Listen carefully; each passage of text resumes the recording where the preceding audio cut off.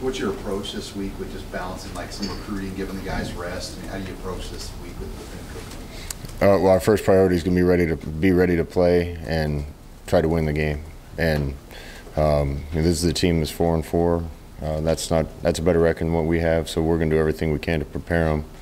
We're going to get a couple coaches out this week. We've been doing that in other weeks too. We got some capable guys as GAs and helpers that are capable of getting us through a practice, and we'll get some guys out to try to help recruiting. But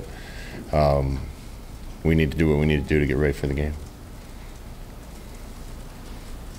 Scott, Adrian was named the Big Ten co-freshman player of the week today. What do you think about him getting that award? Co-freshman player of the week?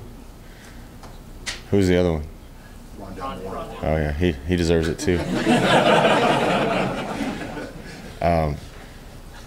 We got a good one.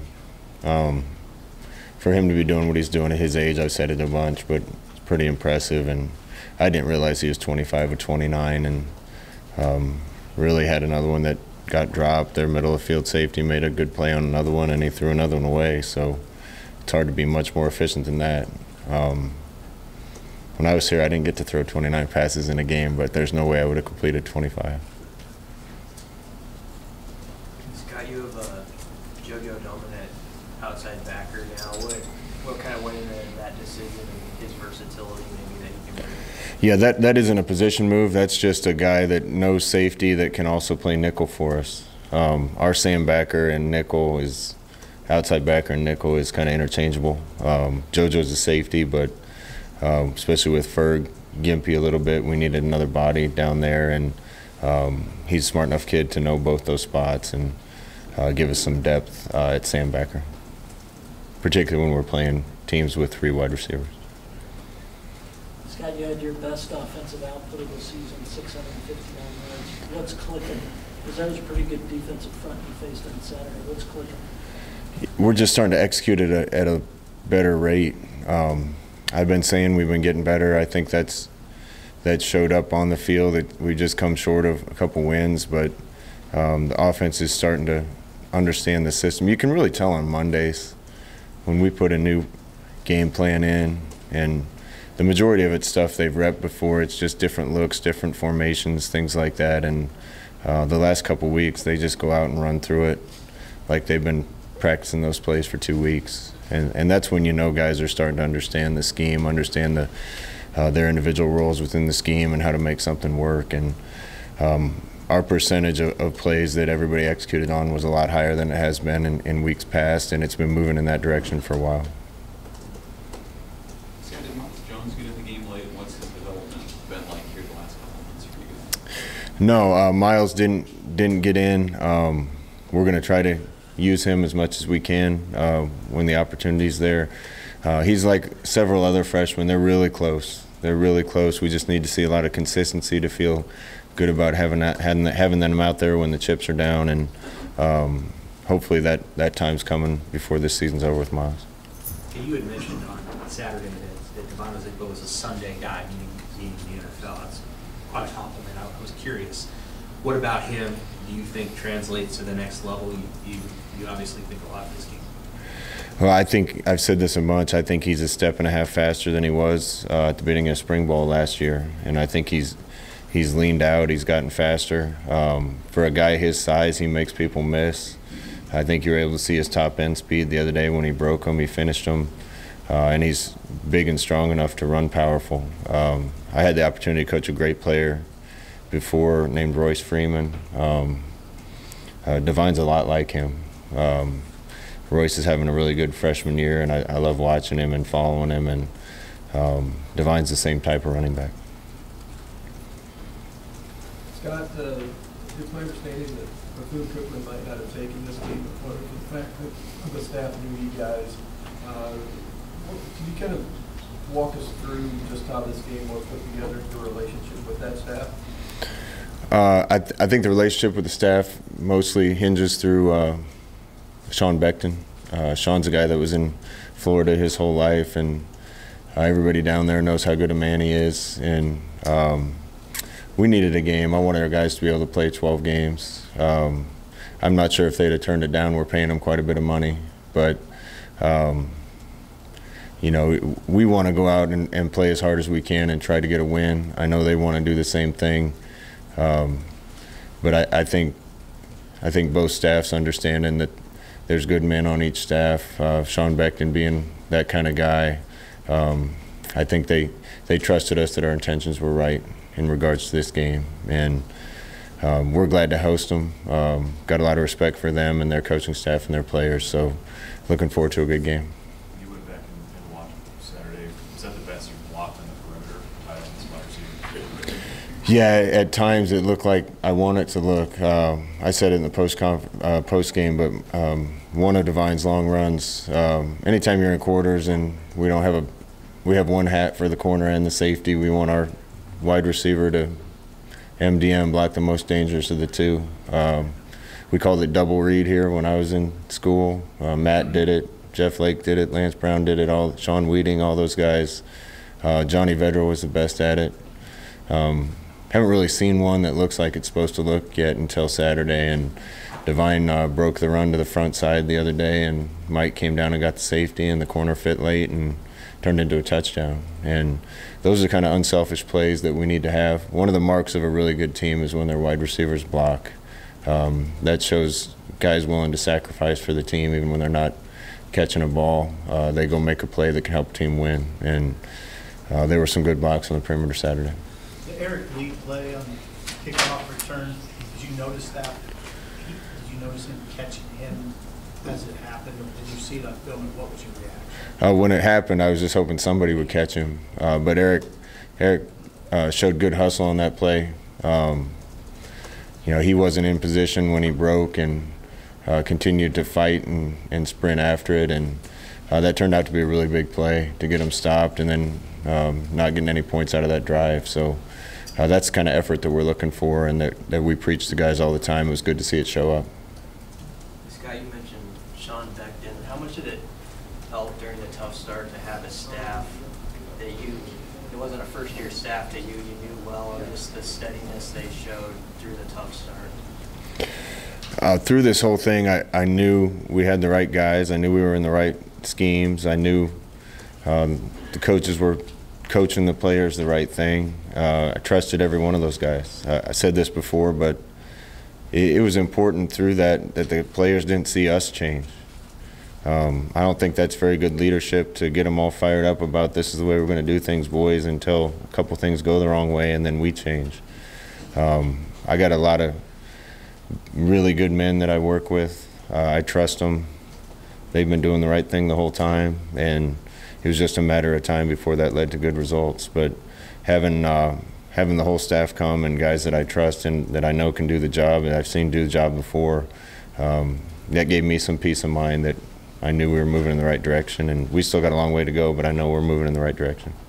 Scott, the players seem to really enjoy the day out today. How important was it just to give them a little bit of time to themselves next week and get forward? Yeah, it's not ideal because we need to get ready for this game. We're going to approach this game like any other, and we got to be ready to go out and play well and win the game. But 12 weeks in a row is tough. You see the NFL coaches all the time when they win talk about victory Mondays and say see you on Wednesday.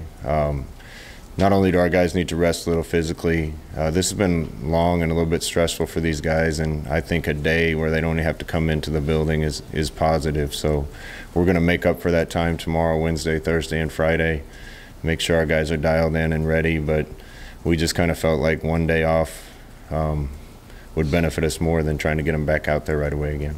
You talked about Maurice's talent level and the things he can do, but we see him try to line up a big block. He's done it a couple times this year. I mean, where does that? It seems like he's got quite a competitive edge too. Yeah, when the ball gets kicked off, he's ready to play, and I love guys like that. The best thing about Maurice is he loves football, and you can see that in the way he plays. You can tell when a guy doesn't even have the ball in his hands and he's playing hard. He must love the game, and Maurice got a passion for the game. He's going to keep getting better too, and I'm glad he's on our side. You guys had significantly less penalties, especially on the offensive line. Do you attribute that to anything? Just better execution, or what is that? Yeah, hopefully better execution. Some of the penalties on the offensive line, our feet just weren't in the right place, and you resort to reaching out a little bit. You know, that's assuming I agree with all of the calls, but it was good to see him. It was good to see him down in this game. And you talk about things we need to improve. That's definitely one of them. And I thought in this game we were more disciplined. We didn't have any dumb penalties again, and effort penalties we can live with, but the bad mistakes and the guys not paying enough attention or be focused enough to get those type of penalties, those are the ones we can definitely fix. And a lot of those went away on Saturday, so we need to keep that up. You ever been in a situation where they got the downs messed up like that Saturday, where it was clearly second down and the ref goes third down, and you had to stop the game there to kind of? I don't know if I remember that. You know, everybody makes mistakes. We make mistakes as coaches. You guys write some really dumb things sometimes. But I'm just glad they got that one fixed. For a minute, I thought I was wrong, and I thought I was losing my mind because I could have swore we just got the first down. But as long as the next play didn't go off and we got the extra down, everybody's going to make a mistake from time to time. Scott, in all your years playing quarterback, did you ever get a run the statue of Liberty? No, I never did anything like that. I just handed it off to Amon and Joel and let them do the work. We threw a lot of stuff at those guys. We needed to win, so we threw a lot of stuff at them, and a lot of stuff the guys were excited to go out on the field and execute, and that helped the enthusiasm last week. And boy, a bunch of the stuff that we had dialed up for them worked on Saturday. I know you have to talk general about it, but with recruiting, did you sense the guys this weekend that were in feeding off full stadium and you're 0-6 and stand to the end and all that, the environment? There's absolutely no question. Recruiting's going really well. We need it to, because we need to keep supplementing what we have already on the team with some more talent and some more guys that love the game. We're going to love on each other. But I'll say it again, there's not another place in the country you could be 0-6 and have that kind of energy in a full stadium. These fans are incredible. I can't tell you how much I appreciate them, and they've been so supportive even through all this. And I think the vast majority of them can see some of the struggles we've been going through, but can also see the improvement and can see where this is going. And every single one of the recruits commented on it, both the direction they can see this football program going and the unbelievable support. And if it's this way right now, I can't wait to see it once we get this thing rolling. It's going to be a lot of fun around here. Do you talk to offensive recruits or even defensive recruits about, we got this quarterback and he's going to be here for 3 more years, or do you not try to single out any of your players? No, if I was a receiver or a running back or a tight end coming into a program and I knew somebody had a freshman quarterback playing as well as Adrian's, I'd want to be at that school. So I think that's a big selling point for us, particularly on offense, even on defense, to be able to play with a guy like that. You want to see where a program's going, and that's a huge piece when you got the right guy under center. And I think a lot of guys that we've had in to visit can recognize that. Is he okay with it? Like, how does he take that? Knowing that he might have to field a few questions. He's anxious to meet every one of the recruits that's on campus and help us recruit. Adrian's on board, as good a kid as I've been around, and he's going to help do everything he possibly can do to make sure that we get where we know we're going. They have a couple touchdowns returned on kickoffs this year. What will be your emphasis moving forward on kickoff coverage? Punt coverage and kickoff coverage have been a thorn in our side. Even in that game, up 3 scores with 5 minutes or whatever was left. If you make them use some clock to go down and get a score, you feel good about the game, and then they get the ball on the 12 or whatever it was. Those things can't happen. So we're going to keep working. It isn't like we haven't been training and working and doing the things, and we'll keep doing them. Guys got to make tackles. We got to kick the ball where it's supposed to be kicked. Touchbacks are great, and one of many things that we still have a lot of work to do on. On the camp roster, now he's playing 4 special teams for you. Had a couple big hits on Saturday. How did he do that going from joining the in September to where he is now? He started doing things the right way, and he's been a good teammate for the last several weeks. When a guy does things the right way and is a good teammate, we're anxious to get him on the field and see what they can do, and he's taking advantage of that. One or two more. Scott, this is a little bit out of left field, but kind of a general college football question. There's a couple of weeks ago, a team took a backup quarterback and changed his jersey and put him out to line up with a punter, and then they faked the punt. What's your, do you have any good stories about jersey switches that you've come across? Do you have that in your arsenal to try that, or do you think much of that? I don't think that's something we'll do, to be honest with you. I'm kind of a traditionalist, and anything that compromises the integrity of the game I'm not really in favor of. If you have a tackle that you want to put in at tight end and you announce it, that's one thing, but I don't know if we'll get involved in that kind of deception. We're looking for any advantage we get, but I don't want to sound like I'm standing on a moral high horse here, but we want to try to do things the right way. What are your thoughts on Purdue beating Ohio State just for the Big Ten West and kind of seeing a game like that play out on Saturday?